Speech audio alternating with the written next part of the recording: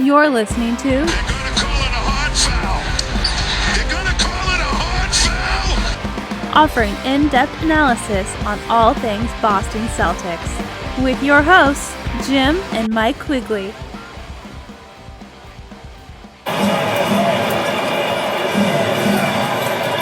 Brown runs into Doncic, blocking foul, and that's it. He's fouled out. Luka Doncic has fouled out with 4:12 remaining. Once again, Brown using the screen. Drives, pulls up, jump shot, puts it in. Jaylen Brown now with 30, and the lead. 3-0, one game away. It's, get the duck boats ready. Get the parades ready.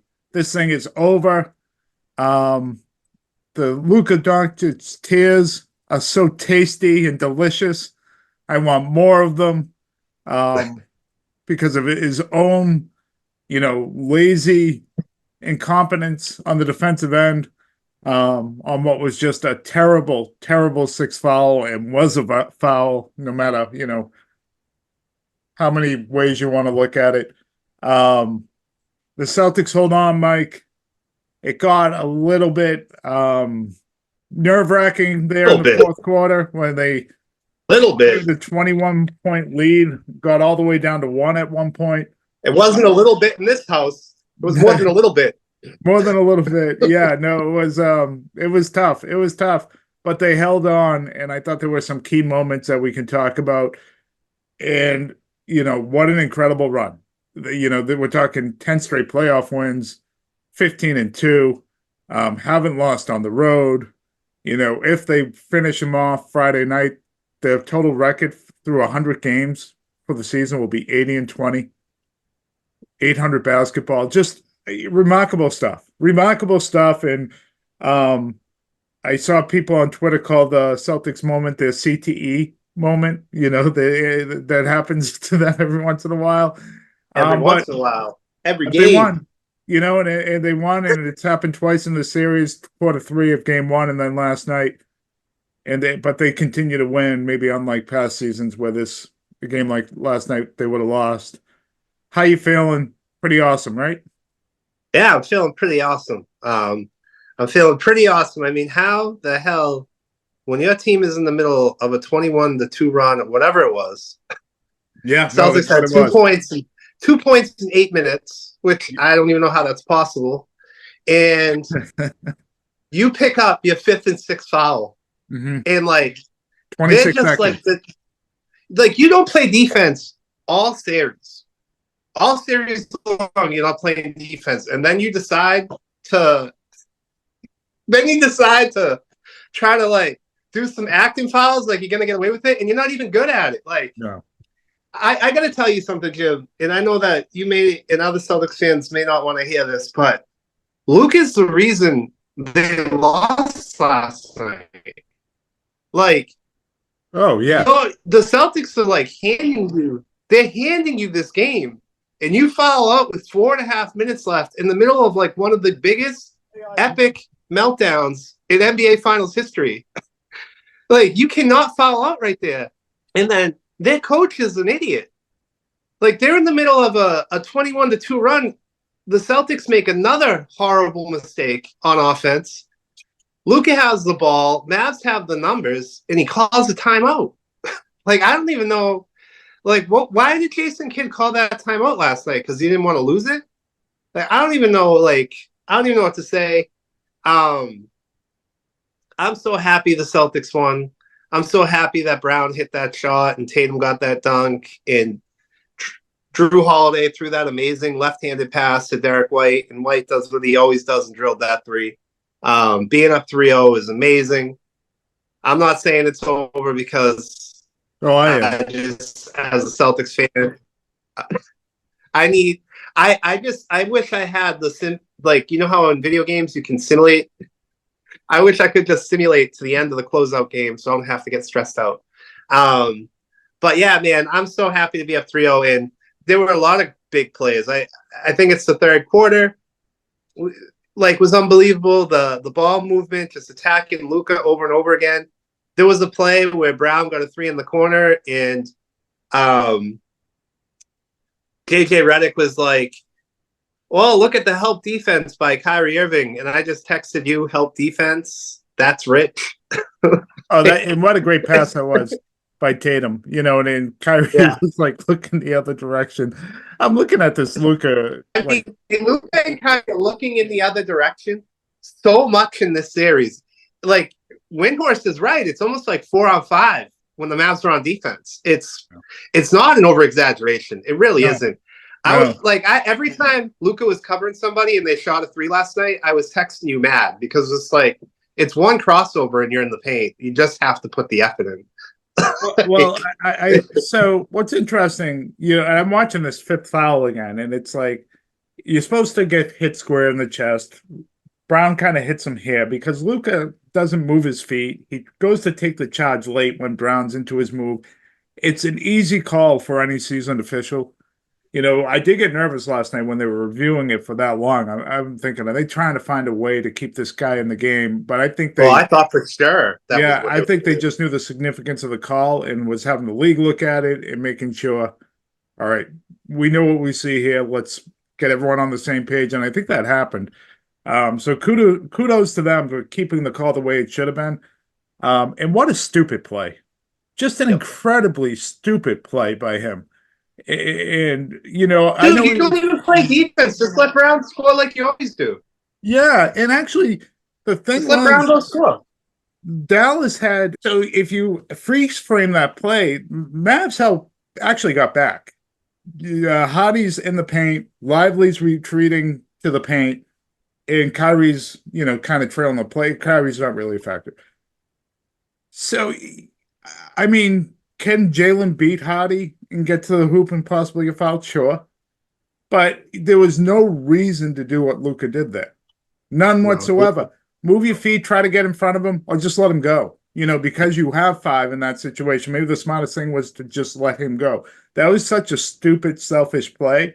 And it was, you bring up the timeout. He was pissed at that timeout. And then he was pissed that they didn't challenge the one before, which was also a foul. Like, I know they shown the Jalen hook, but the body, the arm. Yeah. Like, Luka fouls on, and that's the thing. Like, they could have called him for about 10 fouls that game, both on the off. I'm glad they didn't. Both on the offensive side and certainly on the defensive side. I mean, it was just a couple possessions early on the loose ball where he clearly, tackled Brown in the middle of the court almost, that they could have called a foul on. And I don't think the officiating was great throughout. I think he got fouled on more than 1 or 2 drives where he could have went to the line. Tatum on his dunk over P.J. Washington was clearly hit. But that play and the 5th foul, they were both fouls. And the 6th foul was about as dumb and as selfish of a play from a superstar that you could have in that moment. And he should get roasted. And I understand he might not be 100% out healthy. That doesn't excuse that play. And the other thing too, and I don't want to the Celtics deserve our attention, but Luka was not good. You brought it up. That was not a good game for him. High turnovers again. They finally started in that run. They finally started hitting above the break threes. P.J. Washington hit a big one. Hardy hit a big one. They had not shot the whole series. And again, Jason Kidd, that's on him for not drilling into this team that they had to shoot those. They have not. They only took 27 threes last night, again. But what does Luka do? He goes one-on-one against Jason. The Celtics don't bring help. They're going to, Tatum's got him one-on-one. The above the break 3 is still open. He decides to go one-on-one in a layup. Tatum forces him to a tough shot, stays 93-90. Kyrie tries to take him tough mid-range. They had chances before Luka fouled out to even cut into this lead more, tie the game, potentially take the lead. It was 2 or 3 possessions. One of those possessions, at least one, there was a second other layup attempt that Luka, I thought, forced up again. He didn't, I don't think he made the right basketball reads, and then he hurt him on the other end. And as for the Celtics, the thing that made them survive this was game plan specific. I just talked about the Jason Tatum defense. on Luka in those situations. And then when they finally got going over the last 3 minutes on offense, it was a Tatum drive. Two guys go to him. No one boxes out Brown. Because of the drive, he puts it back in. Yeah. Through Holiday drive, two people converge. Wide open Derek Wright for a three. Sent it to Tatum in the middle. He gets a dunk. It was getting back to the basics in their game plan. And outside of the fourth quarter, that 8-minute span in the fourth, and about a 6-minute span in game one in the third quarter, the Celtics game plan specific have been awesome on both ends. They have not deviated at all. Yeah. And it they deserve all the credit in the world. I thought they were going to lose during that run last night, Mike. They held on to win. And kudos to Jaylen Brown. Thank God. Forcing the issue. He was awesome. He's been great. Yeah, we should spend some time on him. He's been outstanding. Thank God. Thank God. Yeah, I mean, their whole game plan specific. I mean, anytime it's just attack these guys off the dribble over and over and over again, and you're going to find something. In the third quarter last night, the threes started to fall. I mean, they hit 9 threes in the first half last night, but they're still only shooting 33%. But out of those 27 threes, I would say like 22 of them were probably very good shots. Oh, yeah.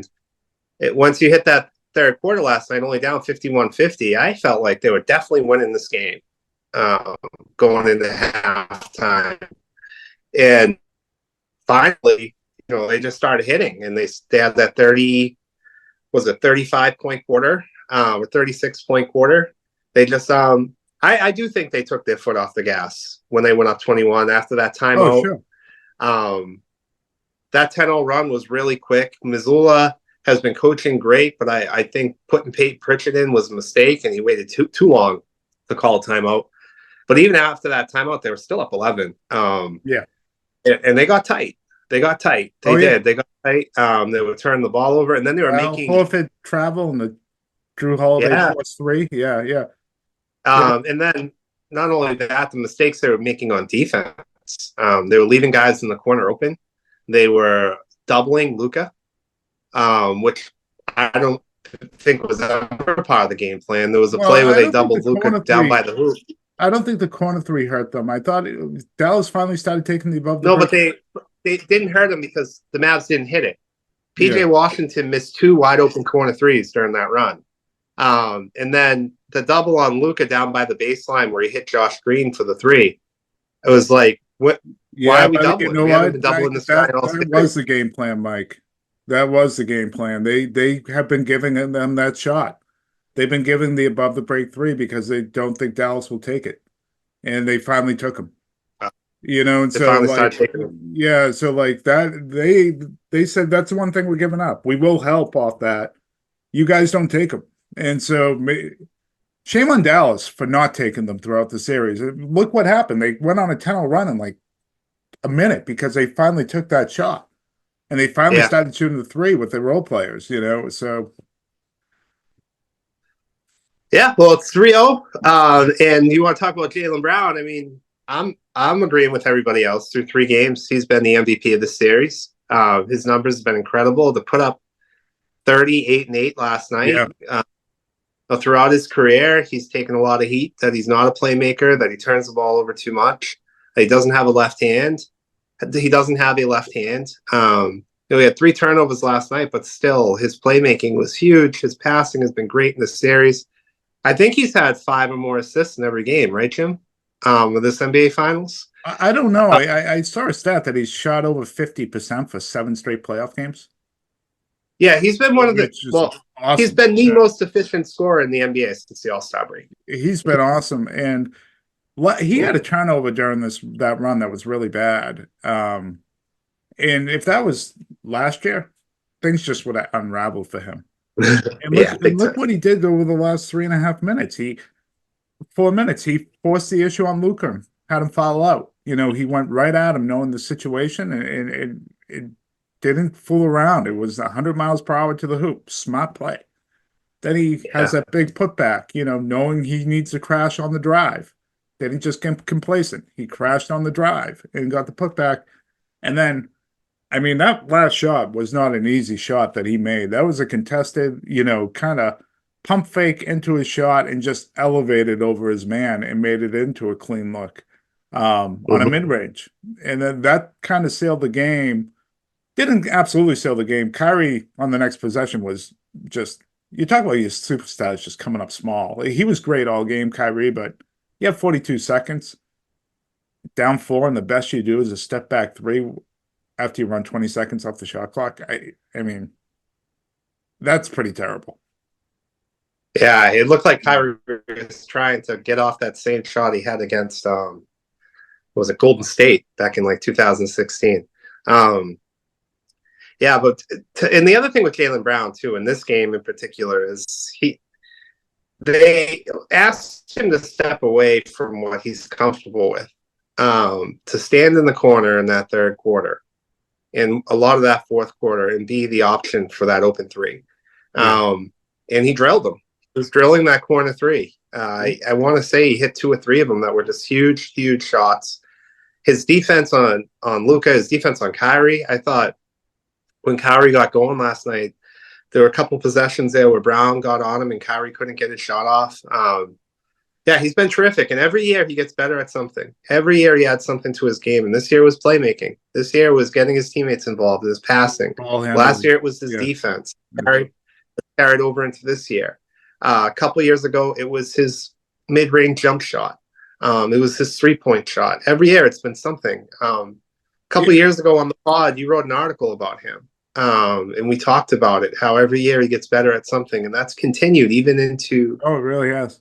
Yeah, as a 27-year-old guy, it's he added a post game this year that he hasn't had to show in this playoffs. No, there has been no series to really have to utilize that. But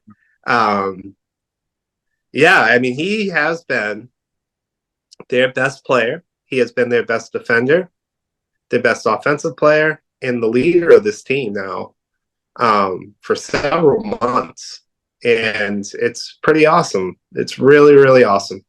I mean, he's been one of the best players in the NBA now for several months, and I don't think he really got any credit for that. And now he's starting to get it now. These last 2 series, it was a masterclass in player development. His career it's one of those things that coaches around the league should take a look at, and GMs, and what you want to model in terms of just player development year after year. When you think about where he came in as a rookie and where he is now on the biggest stage and probably going to be the MVP of the NBA Finals, he's been just fantastic.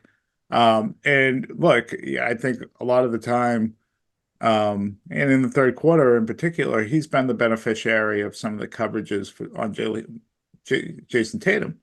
But Tatum went out with 3.5 minutes to go in that third quarter, or 3 minutes to go, and he played the Tatum role, and things just continue to click, and it ended with that just monster jam, with Kyrie and Luka just kind of sitting there watching.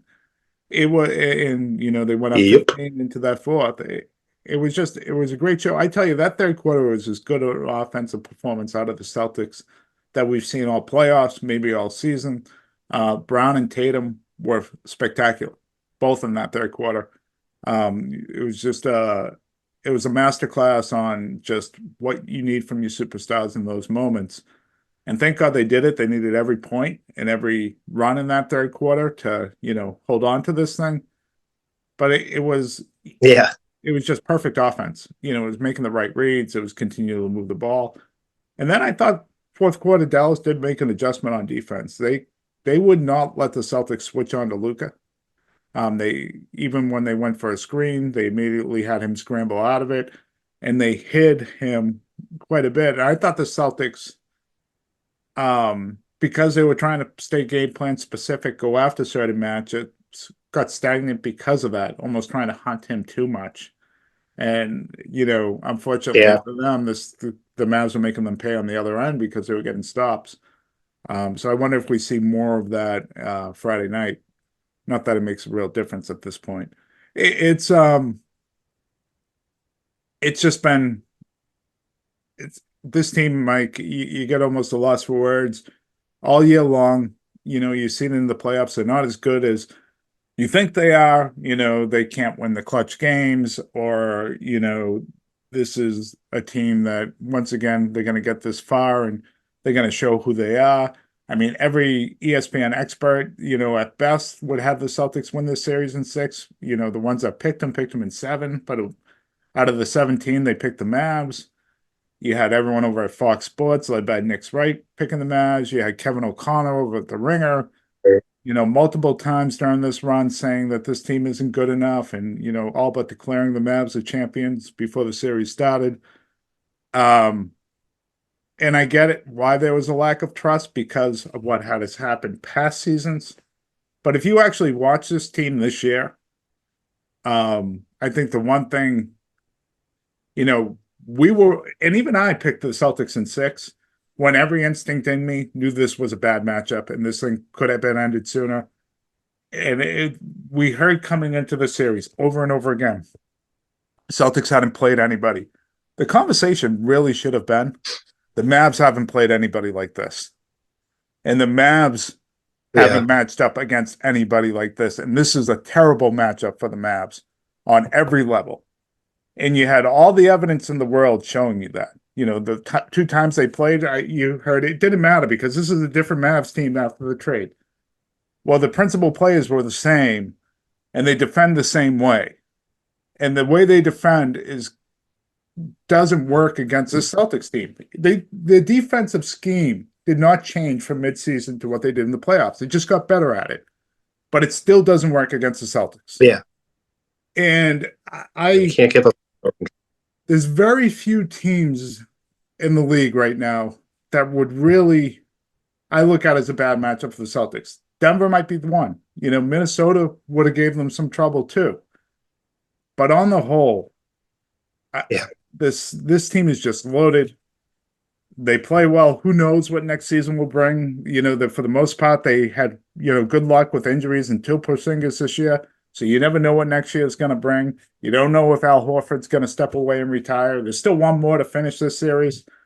But an incredible run, an incredible team. And I think we're going to look at this, Mike, when we're all said and done, of how they match up with other great teams in the history of the NBA. And I think that's fair to do that based on how they have rolled through this thing. Not just in the playoffs, all season long. Rolled through it.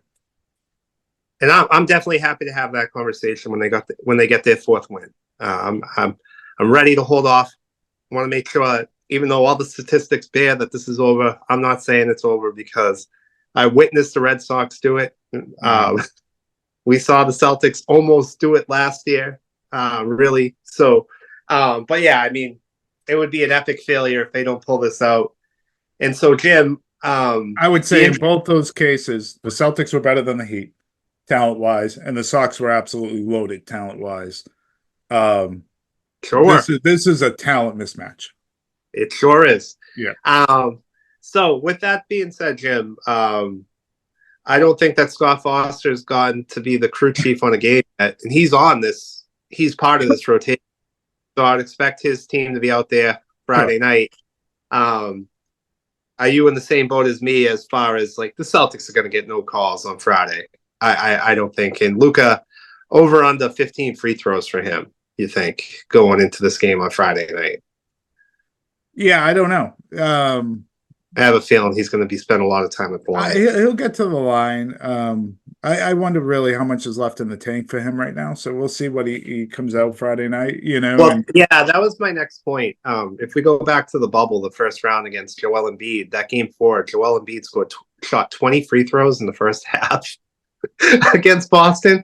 So, like, you saw the NBA just try. And I think the Celtics had, like, 4 free throws in the first half of that game. Yeah. But the same thing happened to Embiid that always happens, and what's happening to Luka in the second half. He was exhausted. Well, so I tell you though, Luka's a lot of pull up. It's a lot of getting into his mid range, and the Celtics do a really good job of just staying honest. There were a couple times he should have got into the line, without a doubt, last night, but he didn't deserve 10 to 20 free throws, and he just doesn't play that way. So maybe he will try to play that way, but he doesn't play that way. Well, that's what I was thinking. Like, if I was coaching Dallas and I might be telling him to try to draw some more contact on Kyrie Friday. doesn't get to the line at all. He doesn't. That's He not never his has game. throughout his career. And I think their game actually plays into the Celtics and what they want to do. Of course. Last night they're up 51-50, and Kyrie and Luka have 37 points combined going into the second half. Dallas had no ball movement. Yeah. 7 assists. Yeah. Yeah, so going into halftime. I hope they continue to play that way.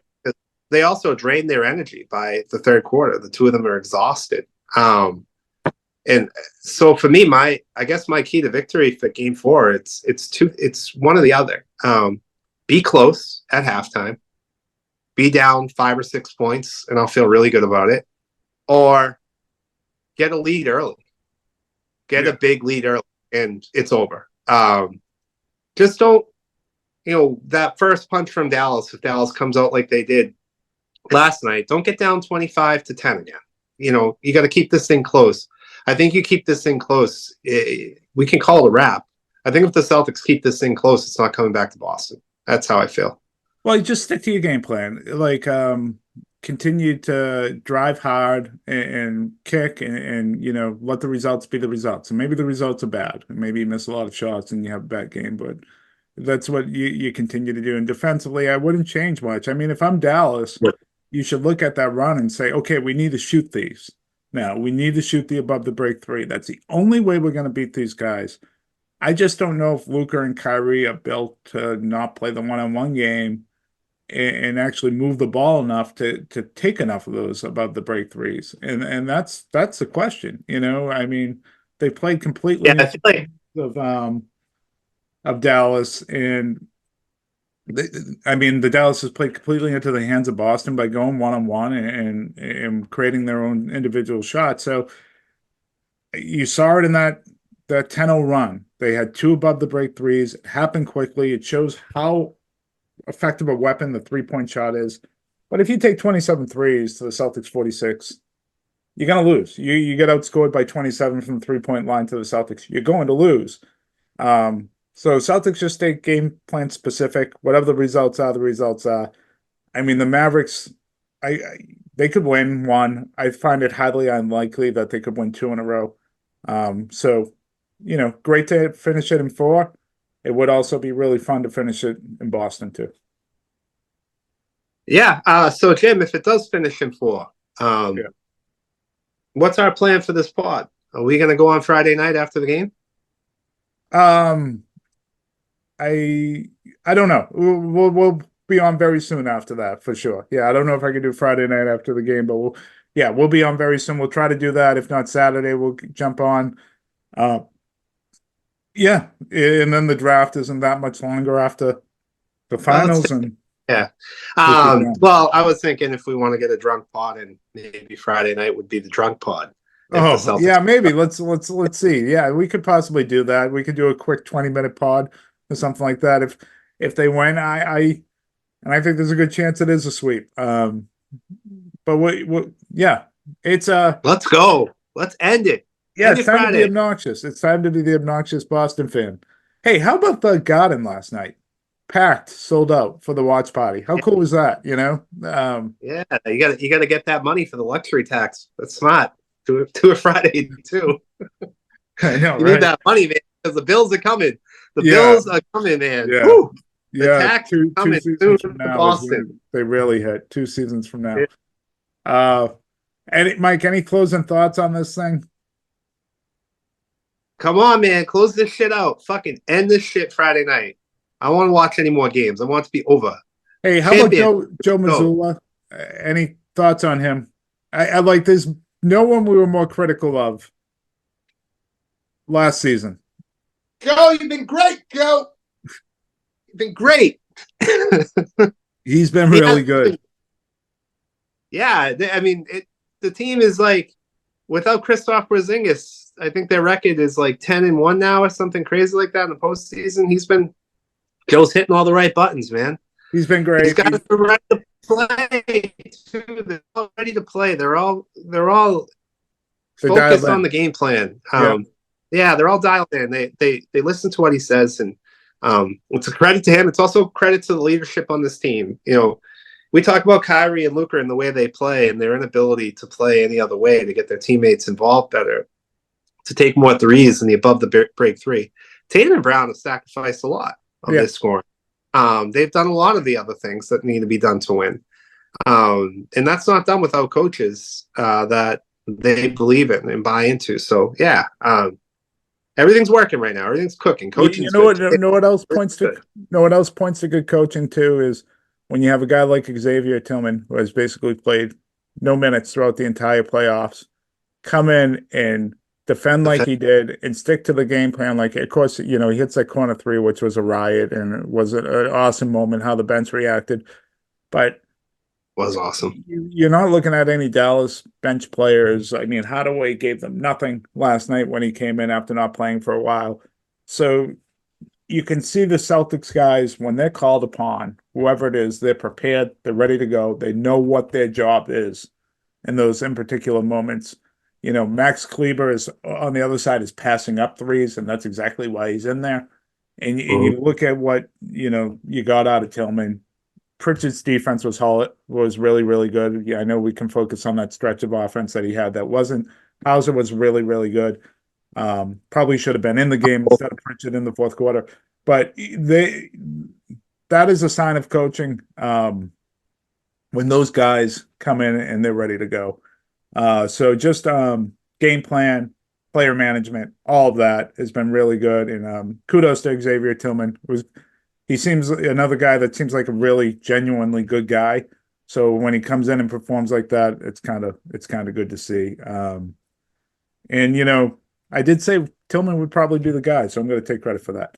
If couldn't play. That's it, Mike. Hey, one win away. This has been a frustrating team at times for the past 6-7 seasons. They've gotten so close. It's now finally happening. I'm sure people will find things to complain about, but it really doesn't matter. Once you have that championship, you don't have to say sorry to anybody. So that's it. Stop, drop, kaboom. Tillman rubs on his nipples. Woo! One more win, baby. Let's go. All right. I'll see ya.